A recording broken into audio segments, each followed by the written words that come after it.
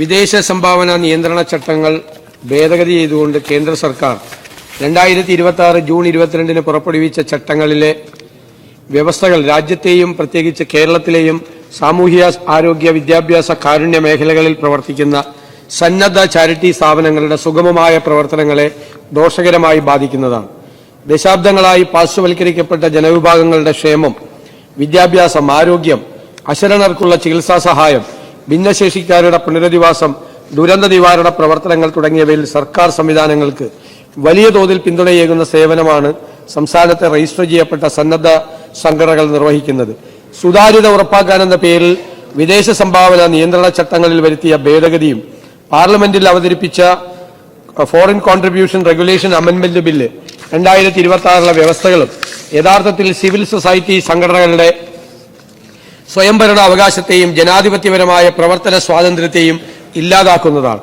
പൊതുവായ ലക്ഷ്യങ്ങൾക്ക് വിദേശ സംഭാവന അനുവദിച്ചിരുന്നതിനു പകരം സാമൂഹികം, വിദ്യാഭ്യാസം, സാംസ്കാരികം, സാമ്പത്തികം, മതം എന്നീ 5 വിഭാഗങ്ങളിലായി നിർദ്ദേശിച്ചിട്ടുള്ള 105 മേഖലകളിലേക്ക് സംഘടനകളുടെ പ്രവർത്തന മേഖല പരിമിതപ്പെടുത്തിയിരിക്കുന്നു. കൂടാതെ ഒരു സംസ്ഥാനത്ത് രജിസ്റ്റർ ചെയ്ത സംഘടനയ്ക്ക് മറ്റൊരു സംസ്ഥാനത്ത് പ്രവർത്തിക്കണമെങ്കിൽ വീണ്ടും രജിസ്ട്രേഷൻ എടുക്കണമെന്നതും സന്നദ്ധ പ്രവർത്തനങ്ങളെ പ്രായോഗികമായി തടസ്സപ്പെടുത്തുന്ന നിബന്ധനയാണ്.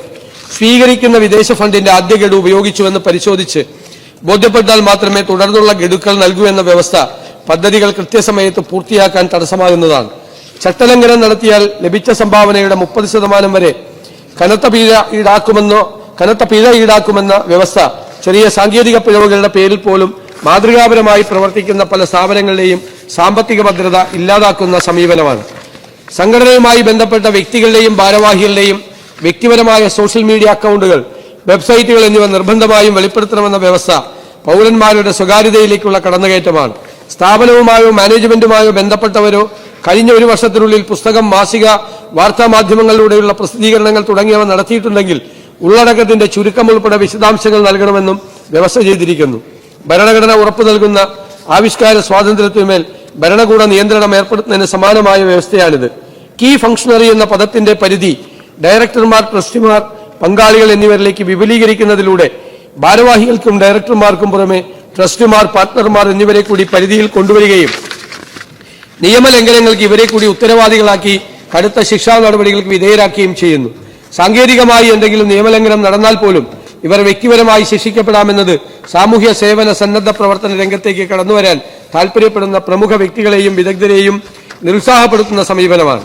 2026 വിദേശ സംഭാവന ഭേദഗതി ബില്ലിലെ വ്യവസ്ഥകൾ പ്രകാരം ഒരു സംഘടനയുടെ FCRI ലൈസൻസ് റദ്ദാക്കുകയോ സസ്പെൻഡ് ചെയ്യുകയോ പുതുക്കാതിരിക്കുകയോ ചെയ്താൽ ആ സംഘടന വിദേശ ഫണ്ട് ഉപയോഗിച്ച് നിർമ്മിച്ച ആസ്തികളെ ഏറ്റെടുക്കാൻ സർക്കാർ ഒരു ഡെസിഗ്നേറ്റഡ് അതോറിറ്റിയെ നിയമിക്കാവുന്നതാണ്. പ്രസ്തുത അതോറിറ്റിക്ക് ലൈസൻസ് റദ്ദാക്കപ്പെടുന്ന സംഘടനകളുടെ സ്വത്തുക്കൾ പൂർണ്ണമായി കണ്ടുകെട്ടാനും കൈകാര്യം ചെയ്യാനും വിൽക്കാനുമുള്ള വിപുലമായ അധികാരം നൽകുന്നു. കോടതിയുടെ മുൻകൂർ അനുമതിയോ കൃത്യമായ ജുഡീഷ്യൽ പരിശോധനയോ ഇല്ലാതെ ഒരു ഭരണപരമായ ഉത്തരവിലൂടെ സംഘടനകളുടെ വർഷങ്ങളുടെ അധ്വാനബലം കൈക്കലാക്കുന്നത് സ്വാഭാവിക നീതിയുടെ ലംഘനവും നിയമവാഴ്ചയുടെ അടിസ്ഥാന സങ്കല്പങ്ങൾക്ക് വിരുദ്ധവുമാണ്. വിദേശ ഫണ്ടുകൾ കൈമാറുന്നതിനും ബാങ്ക് അക്കൗണ്ടുകൾ കൈകാര്യം ചെയ്യുന്നതിനും ഏർപ്പെടുത്തിയ കടുത്ത നിയന്ത്രണങ്ങൾ താഴെത്തട്ടിൽ ജനസേവനം നടത്തുന്ന ചെറുകിട കൂട്ടായ്മകളുടെ നിലനിൽപ്പിനെ തന്നെ ബാധിച്ചിരിക്കുന്നു.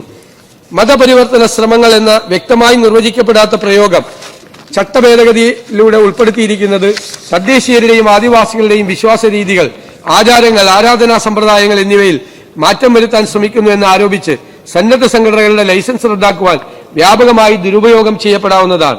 ഇത് പിന്നോക്ക ട്രൈബൽ മേഖലകളിലെ ജീവകാരുണ്യ പ്രവർത്തനങ്ങളെ ദോഷകരമായി ബാധിക്കുന്നതാണ്.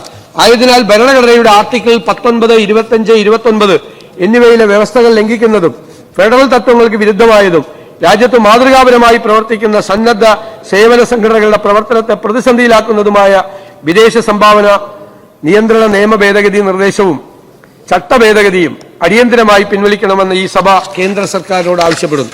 പ്രമേയത്തെ പിന്തുണയ്ക്കേണ്ടതാണ്. അനുകൂലിക്കുന്ന ആളുകൾ 111 ഒന്നുകൂടെ ചേർത്ത്, പ്രതികൂലിക്കുന്നവർ 2.